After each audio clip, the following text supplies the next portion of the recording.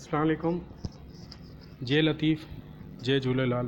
तमामु सिंधी माण्हुनि खे ही ॻाल्हि नोटिस कराई वञे पई त ही सिंधी अजरक जी तौहीन कई वई आहे। सिंधी जी सकाफ़त जी निशानी सिंधी अजरक, जेको हुज़ूर पाक सल्लल्लाहु अलैहि वसल्लम पाण ओढ़ियो हुयो ऐं उनखे पसंदि बि कयो हुयो, ऐं जेका असांजी सकाफ़ती निशानी आहे, जंहिंखे वॾी इज़त सां जेको आहे ॾिठो वञे। पर ही कुझु माण्हू जेके सिंध सां दगा रखनि था, सिंधी जी सकाफ़त सां, उहे कॾहिं लाहौर जे गटरनि ते सिंध जे मुअनि जे दड़े जी उनखे स्टैम्प जेका आहे उनखे रखे करे तौहीन कई वई। कॾहिं जूतनि ते मतिलबु हे अजरक छापे हिकिड़ी तौहीन कयूं वञनि पियूं सिंध जी सकाफ़त जी।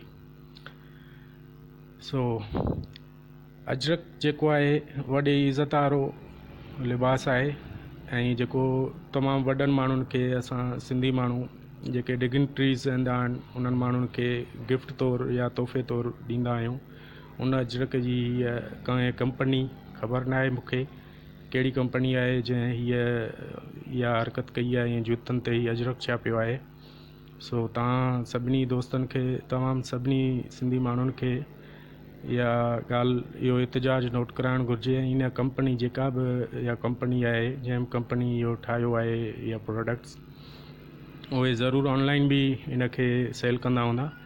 तव्हां उन ज़रिए ऑनलाइन ज़रिए रसाई कयो या कहिड़े बि तरीक़े सां इहा ख़बर लही इन कंपनी खे बंदि करायो वञे ऐं भरपूर एतिजाज नोट करायो वञे।